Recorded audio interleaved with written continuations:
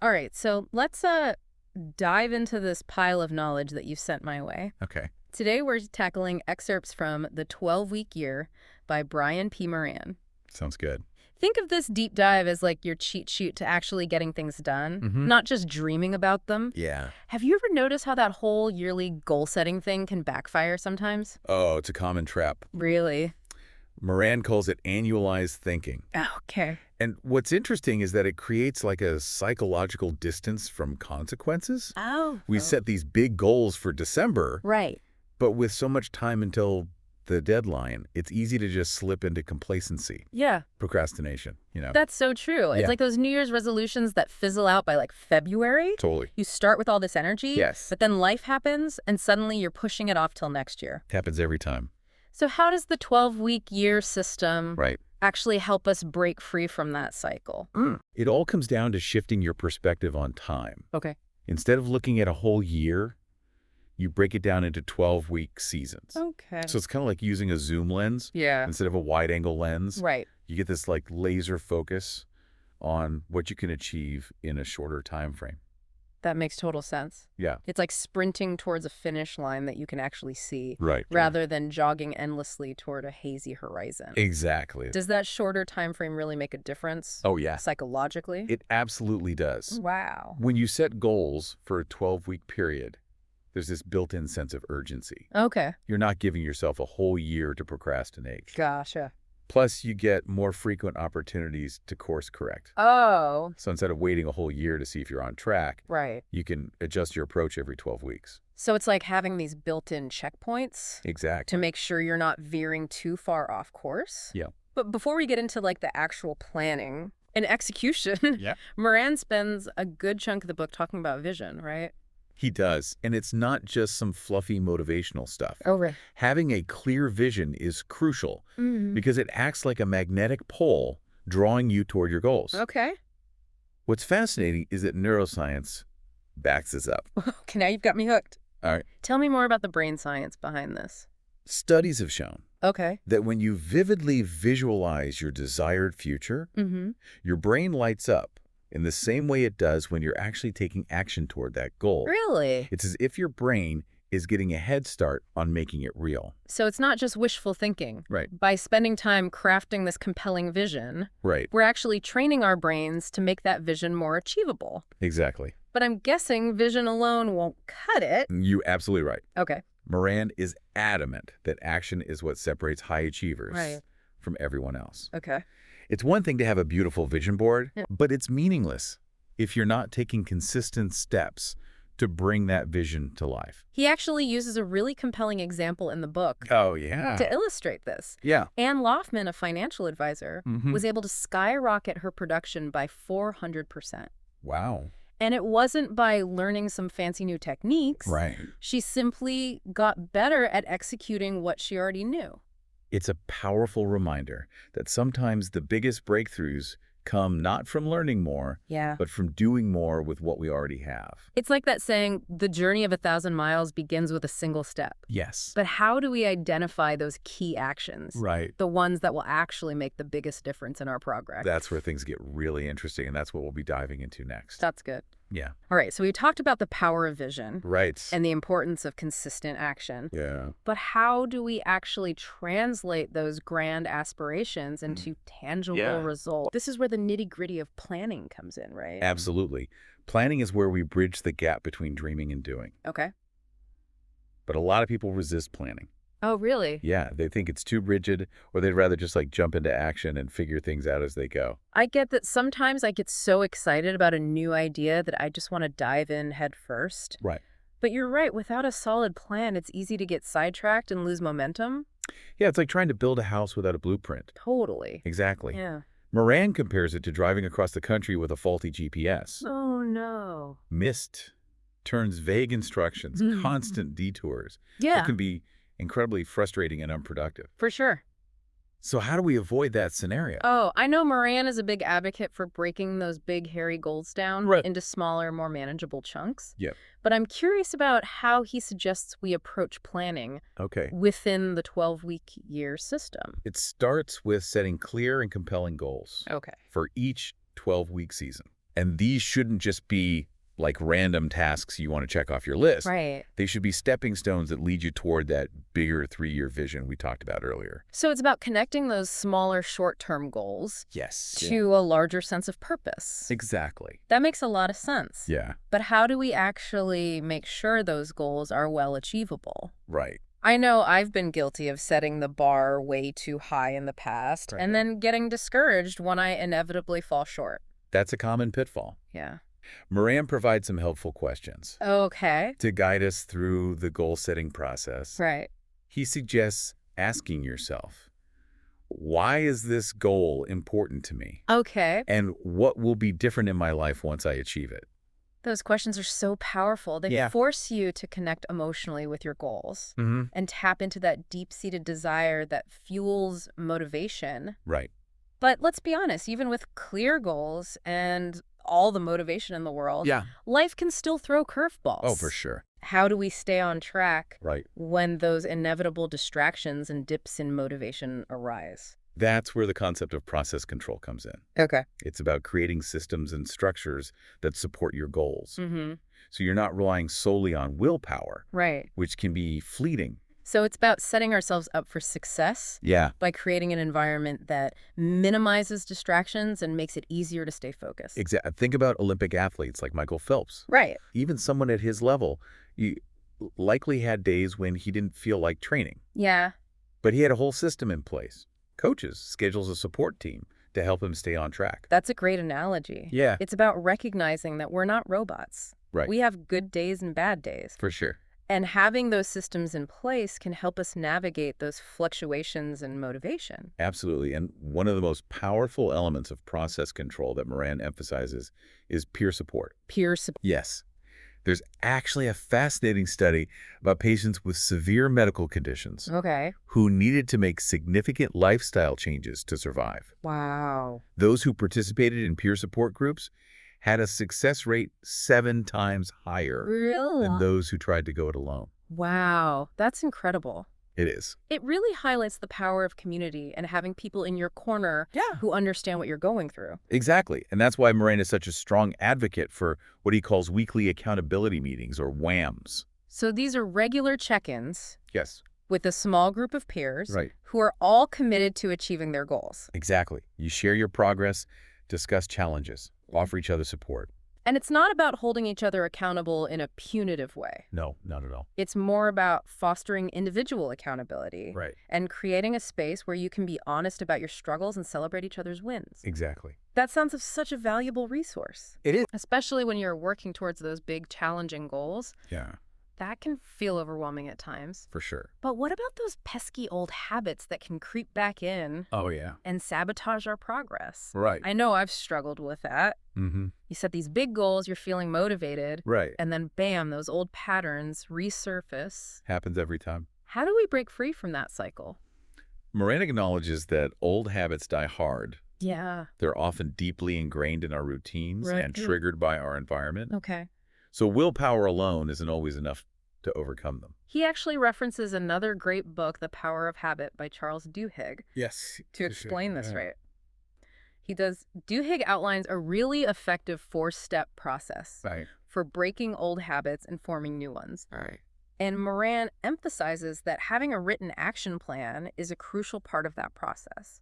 So it's not just about trying to white-knuckle our way through those urges. No, it's about proactively creating a new set of choices and behaviors Right. that will lead to the results we want. Precisely. It's about replacing that old unproductive habit loop Yeah. with a new, more empowering one. But even with the best plans and intentions, Right. I think a lot of people, myself included, struggle with feeling like there's just not enough time to get everything done. Oh, yeah. Life can feel so overwhelming sometimes. Yeah. And it's easy to get caught up in that reactive mode, just trying to keep up with the demands of the day. It is. And that's where Moran's emphasis on time blocking comes in. Okay. It's about shifting from a reactive approach to a more proactive one. Gotcha. Being intentional with how you spend your time, rather than letting the day dictate your schedule. It's a game changer. It is. But time blocking can feel counterintuitive at first. Really? It also seems like adding more structure to your day would make you feel even more constrained. Yeah. So how do we actually make this work in a way that feels empowering rather than restrictive. Well, Moran argues that most people struggle with time management because they haven't clearly defined their priorities. They're just trying to fit everything in rather than strategically allocating time to the things that truly matter.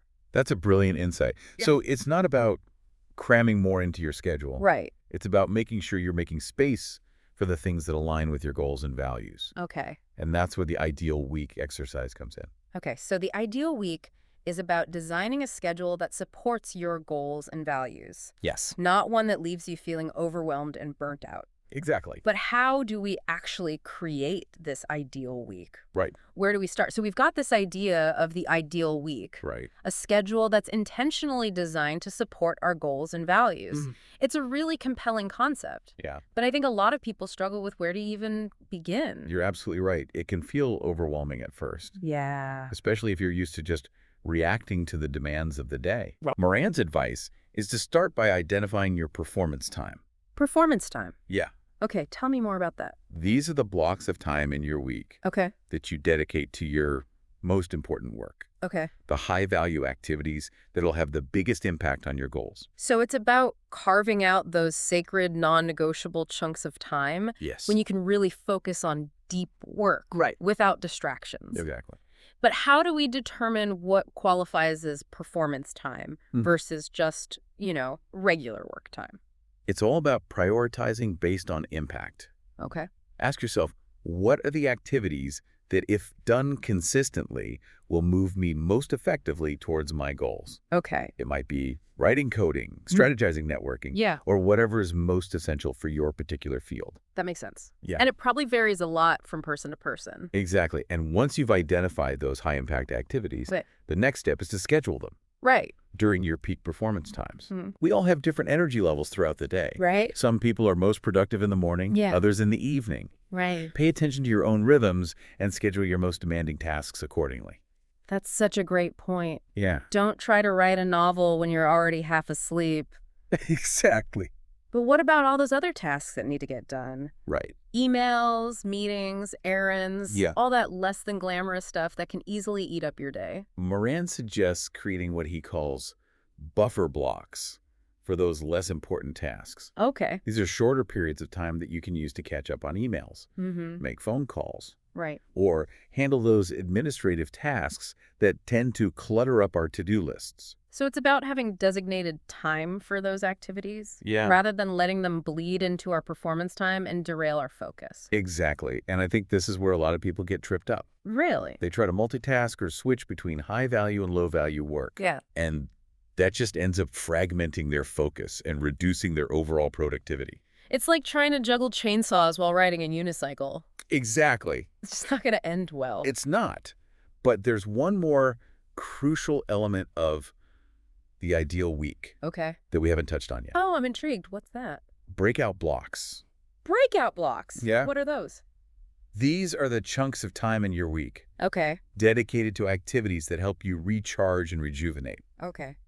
It could be spending time with loved ones, exercising, pursuing hobbies, or simply relaxing. So it's about making sure you're not just working nonstop, Right. but also taking care of your physical, mental, and emotional well-being. Exactly. And Yeah. Moran argues that these breakout blocks are essential for maintaining high performance in the long run Okay. when we're constantly pushing and striving. Yeah. We need time to replenish our energy and come back to our work feeling refreshed and focused. It's like that saying, you can't pour from an empty cup. Precisely, you need to fill your own cup first before you can effectively give to others Right. or achieve your goals. This whole concept of the ideal week is really resonating with me. Yeah. It's not just about managing time. Right. It's about designing a life that feels aligned and fulfilling. And it can have a profound impact on your results. Really? Moran shares a story about Annette Batista, an outreach counselor, Okay. who used these time-blocking techniques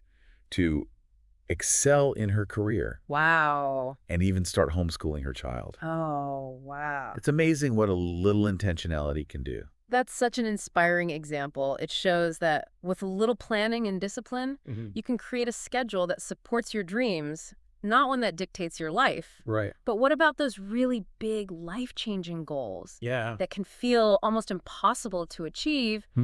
How do we apply these concepts to something like that?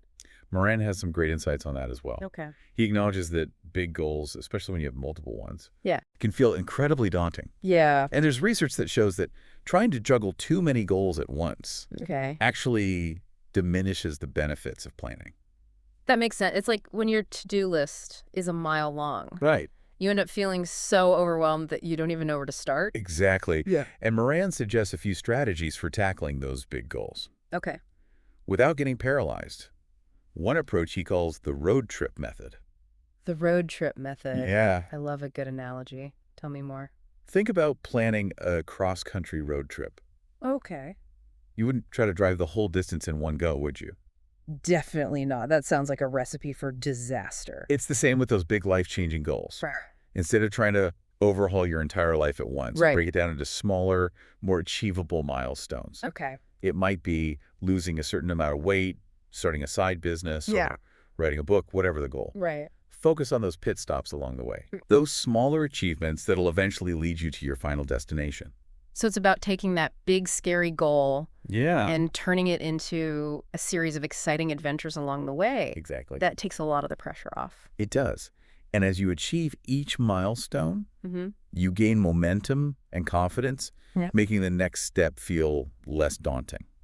That's so key. It is. It's about building that sense of self-efficacy, that belief in your ability to achieve what you set out to do. Absolutely. And there's another powerful concept that Moran emphasizes that can help with those big goals, shrinking the change. Shrinking the change? Yeah. That sounds intriguing. It's about shifting your perspective so that the goal feels less overwhelming. Okay. He references the book Switch by Chip and Dan Heath, which suggests limiting your initial investment of time and setting progress milestones that are quickly within reach. Okay. For example, if your goal is to clean your entire house, which can feel like a monumental task, start by committing to just 5 minutes of cleaning.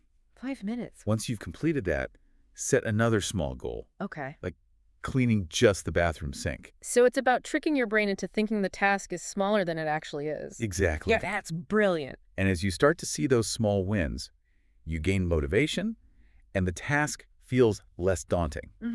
It's all about taking those first steps and building momentum. That's such a powerful shift in thinking. It is. But even when we're diligently planning, executing, and checking things off our lists, I think there's often this underlying fear that we're still not doing enough. Oh, I think we all experience that from time to time. Yeah. That nagging voice of self-doubt can be hard to silence. It's that imposter syndrome that creeps in Yeah. and makes us question our abilities and compare ourselves to others. And that's where Moran's emphasis on focusing on the present moment comes in. Okay.